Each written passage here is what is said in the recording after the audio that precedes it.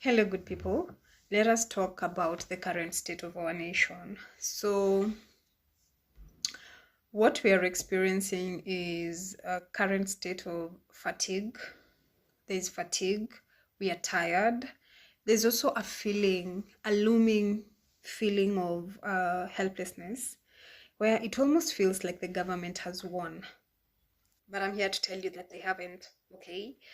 Because one of the mistakes you can make is that thinking that the government was not going to fight back. The government enjoys the status quo.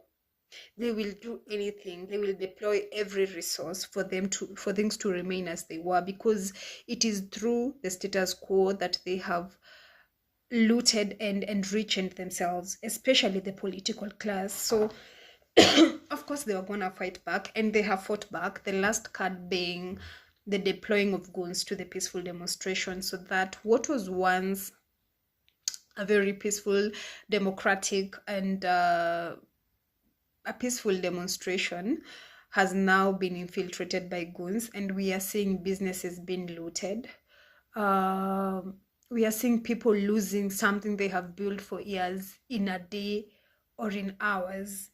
And we have also seen that the police stood as these goons looted in Mombasa, in Nairobi, in Kisii. Today I saw a woman who was,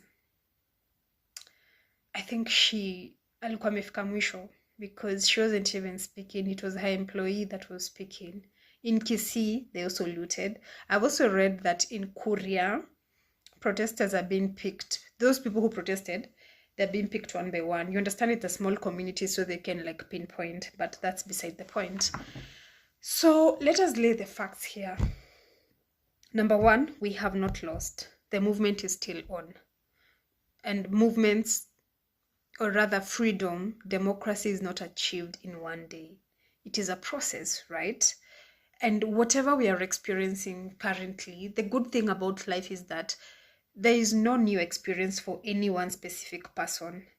There's somebody who has come before you who has experienced the same thing. And for us, during the Egypt revolution, the Arab Spring demonstrations that saw their president resign in 2011, goons were deployed, and the protesters responded by forming human chains, so that they would protect the area where they were protesting. And they would do this through social media. They literally formed communities to protect the area where people were protesting, right? What can we do? How do we continue this great thing that we have started without risking the businesses of other people, without causing damage, without we're not the one that we are causing damage, but these people are fighting back through that, right? So one of the things we can do is that I've seen people say that we could have demonstrations where we go and sit down.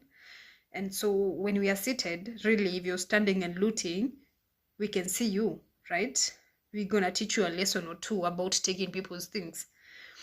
And that could also be infiltrated, because I'm thinking by the time we get to CBD, also you have seen that the police stop people not to access CBD. So by the time we get to CBD, they would have infiltrated us or something, right?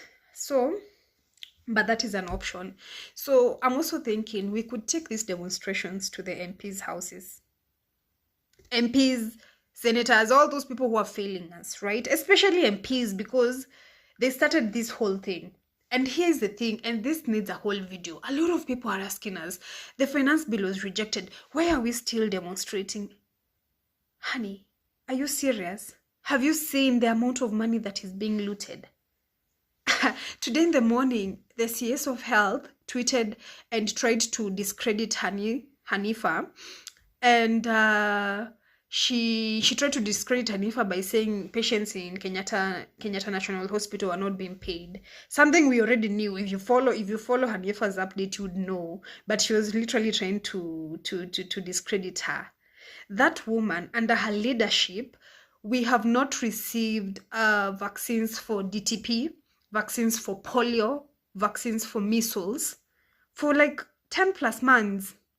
Do you know what that means to our babies? When I was growing up, there was a severe campaign against polio. I remember, by the way, one of my biggest fears was, guy, nani kipata polio? Because, you know, sometimes you're a kid, you don't understand these things. This is where those people want to take us back, to the years of polio. And it is still under her government, which has not managed to procure vaccines. That there's a report whereby I think 3.5 billion was lost or cannot be accounted for, and it was used to. They're saying it was lost in the process of procuring mosquito nets, and I think 2.5 billion was lost in the process of procuring HIV tests. And you're asking us why we are still demonstrating.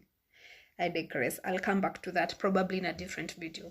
But I was saying we could take these demonstrations to them. When we take it to the CS of health, of course, they're not going to pay goods to come and destroy property around their area. No.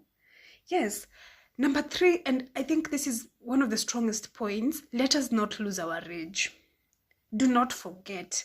I am asking you to be vengeful. I am asking you to keep grudges with these MPs. And keeping grudges means that, first of all, we will make the grounds very hostile for them. Currently, they're here that they cannot go home. They're using normal cars to meander around town. Let them stay like that. We have given them how many years to fix things and they have never. Make the grounds as hostile as possible. Make it your responsibility to hold these people accountable. Okay? So also, not losing our rage means that, can we get civil education? Educate yourself on these things of politics. And the greatest lie sold to us is that politics is a one-day affair, that your only responsibility in the politics of your country is voting, which is a lie. Politics is an everyday affair. You wake up every day and there is politics. Today we woke up and the senators are now pretending, and the MPs are now pretending, they want to increase our salaries, as if they did not know. Do you know if this movement had not started, they would have increased those salaries? And we have junior teachers who have not been employed, medical interns who have not been assigned to their works up to date. So politics is everywhere. You cannot afford to think that your only responsibility is voting. So get down to business and read the newspaper, listen to the news, but listen to the news with a pinch of salt, because a lot of times it's corrupted. Get down to business, right? Understand what bills are being posted. Especially what we can do is each of us can go down what we understand the most. If you're in engineering, for example, you could look at the road levy, which we are being asked to public participate, which is also another way we could also keep this fire going. For example, for the road levy, which is seeking to increase by 7 shillings, what we could do is that we could go for the public participation. You could send emails, but for the emails, I think the deadline is 5th July. I do not want this thing to be 10 minutes. And then for the public participation in person, I think it will be held in 8th July. That is also something else you could do. Another thing that you could do is making the ground hostile. I've already said that. Yeah, basically, let us not lose our rage.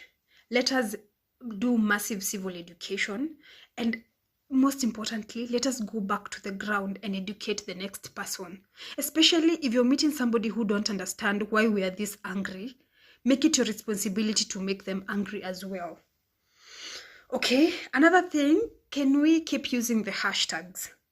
Because as you have seen, we have had so many government quoting, oh, are you seeing what's happening in Kenya? Ghana right now keeps telling people, are you seeing what's happening in Kenya? We have seen USA. Because what happens is when we make this international, we are employing diplomatic pressure, which the government seems to be listening to, right?